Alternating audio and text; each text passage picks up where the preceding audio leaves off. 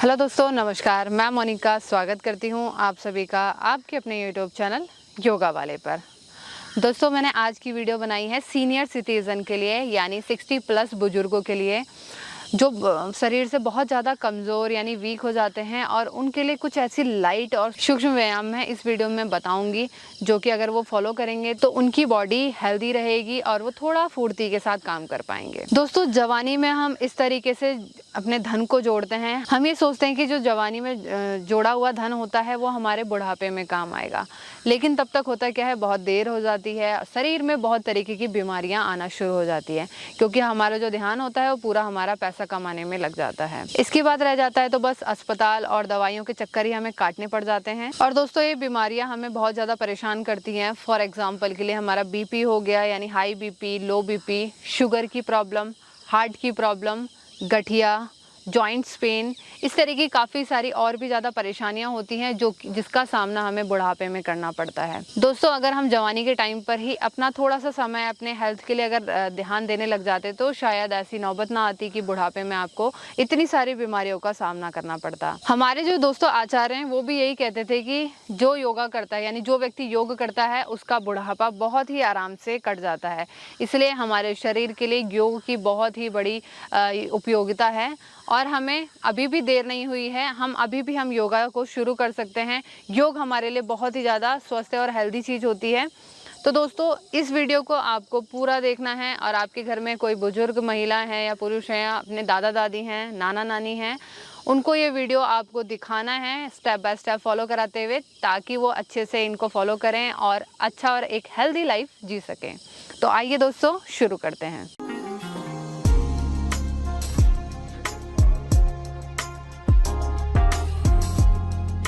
हमें बैठकर बहुत ही सिंपल और लाइट एक्सरसाइज करनी है। ज़्यादा प्रेशर नहीं देना है, क्योंकि बुढ़ापे के टाइम पे शरीर की जो हड्डियां, मांसपेशियां बहुत कमज़ोर हो जाती हैं, तो शरीर में ज़्यादा हमें किसी तरीके का स्ट्रेच नहीं देना है।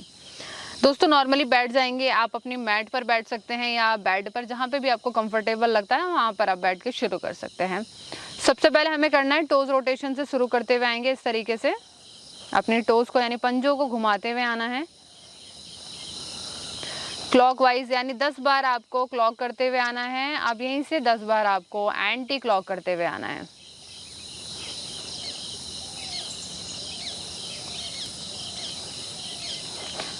लेग को शेक कर लेंगे। अब सिंगल सिंगल लेग से आएंगे, एक पंजा ऊपर, एक नीचे की ओर।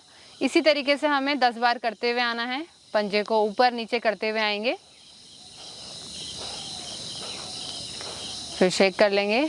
अब यहीं से दोनों पैरों के साथ आएंगे, श्वास को भरते हुए पंजों को ऊपर ले जाएंगे, श्वास को छोड़ते हुए नीचे की ओर।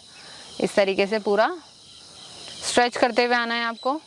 बहुत ही सिंपल लाइट एक्सरसाइज है। इससे घुटनों की जो दिक्कतें हैं वो भी ख़त्म होती हैं। पूरा प्रेशर हमारे घुटनों पे जाता है। पंजों को ऊपर की तरफ खींचते हुए यहीं पर रुके रहेंगे 10 सेकंड तक। नीचे की ओर लाते हुए 10 सेकंड तक रुके रहेंगे, फिर धीरे से लेग को शेक कर लेंगे। चलिए, अब यहीं से अपना राइट लेग को बैंड करेंगे हल्का सा। हाथों को इंटरलॉक करते हुए अपने थाई के नीचे लेके जाएंगे। लेग को ऊपर ले जाएंगे, हल्का ले जाना है, ज़्यादा प्रेशर नहीं देना है। ऊपर ले जाएंगे, नीचे लेके आएंगे, ऊपर ले जाएंगे, नीचे लेके आएंगे। इस तरीके से आपको 10 बार रिपीट करते हुए आना है। फिर धीरे से रिलैक्स कर लेंगे। अब यहीं से दूसरे लेग के साथ भी हमें सेम फॉलो करते हुए आना है। ऊपर की ओर लेके जाएंगे, नीचे की ओर लेके आएंगे। मसल पे हमारा बहुत ही अच्छा स्ट्रेच आएगा, जो कि हमारे शरीर को फुर्ती देगा। धीरे से पैरों को हिला लेंगे।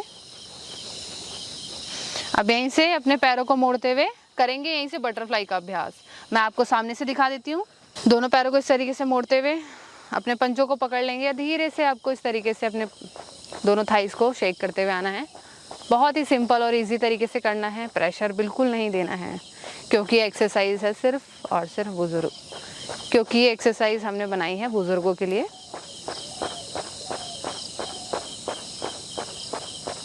इनको बच्चे भी कर सकते हैं। वैसे तो हर एज ग्रुप का व्यक्ति इसे कर सकता है। बहुत ही अच्छा रहेगा। अगर आपके पास समय है तो आप 10 से 15 मिनट अपना डेली रूटीन में निकाल कर इनको फॉलो कर सकते हैं। यहीं से आपको कम से कम 2 मिनट तक इस तरीके से अपने पैरों को शेक कर लेना है, यानी चलाते हुए आना है। जिस तरीके से तितली उड़ती है उसी तरीके से इसे करना है हमें, जिसे बटरफ्लाई भी कहा जाता है, यानी तितली आसन कहा जाता है। अब यहीं से धीरे से पैरों को मोड़ लेंगे सुखासन में। चलिए अब यहीं से आना है आपको शोल्डर रोटेशन के लिए, यानी धीरे धीरे इस तरीके से अपने कंधों को घुमाते हुए आना है। 10 राउंड करेंगे, फिर 10 अपने एंटी क्लॉक करते हुए आएंगे इस तरीके से। रिलैक्स कर लेंगे। अब इनसे क्या करना है, अपने दोनों एल्बोज को ग्रिप कर लेंगे इस तरीके से, हाथ को ऊपर की तरफ लेके जाएंगे, नीचे की ओर लाएंगे। बहुत ही इजी तरीके से आपको फॉलो करना है। 10 बार आपको इस तरीके से रिपीट करते हुए आ जाना है।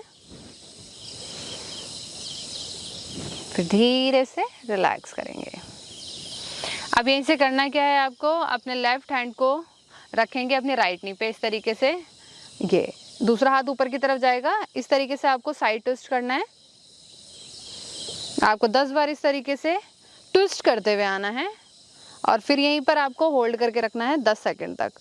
10 सेकंड तक इसी तरीके से बने रहेंगे पोजीशन में। फिर धीरे से अपने हाथों की डायरेक्शन को चेंज करते हुए दूसरी साइड से भी सेम प्रोसेस को फॉलो करते हुए आना है। 10 बार शेक कर लेंगे। अब यहीं से होल्ड कर लेंगे 10 सेकंड तक। धीरे से रिलैक्स। अब यहीं से दोनों हाथों को इंटरलॉक करते हुए आप लेके जाएंगे, फिर नीचे की ओर लेके आएंगे। बहुत सिंपल और इजी इफ़ेक्टिव एक्सरसाइज है, आपको बहुत लाभ मिलेगा। अच्छी बात यह है कि आप इसे बेड पर बैठकर भी बहुत इजीली कर सकते हैं। ज़रूरी नहीं है कि आपको ज़मीन पर ही बैठना है। 10 बार करते हुए यहीं पर आपने दोनों हाथों को अब ले जाते हुए स्ट्रेच करना है। 10 सेकंड तक बने रहेंगे इसी तरीके से।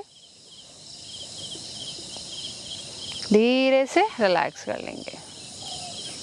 अब यहीं से दोनों हाथ सामने की ओर लाते हुए धीरे से अपने रिस्ट को रोटेट कर लेंगे क्लॉकवाइज। फिर यहीं से एंटी क्लॉक करते हुए आएंगे।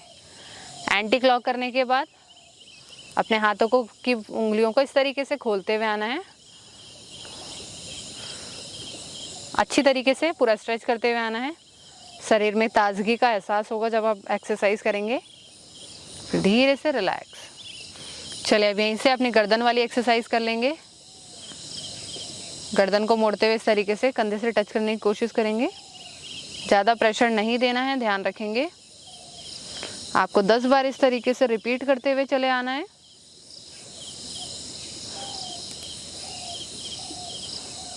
चले वहीं से राइट साइड नेक को लेके जाएंगे, फिर साइड चेंज करते हुए आएंगे।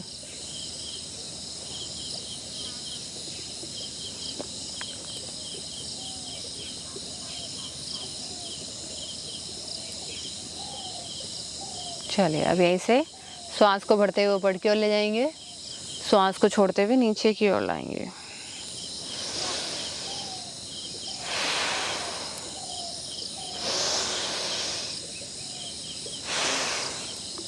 धीरे से कर लेंगे रिलैक्स।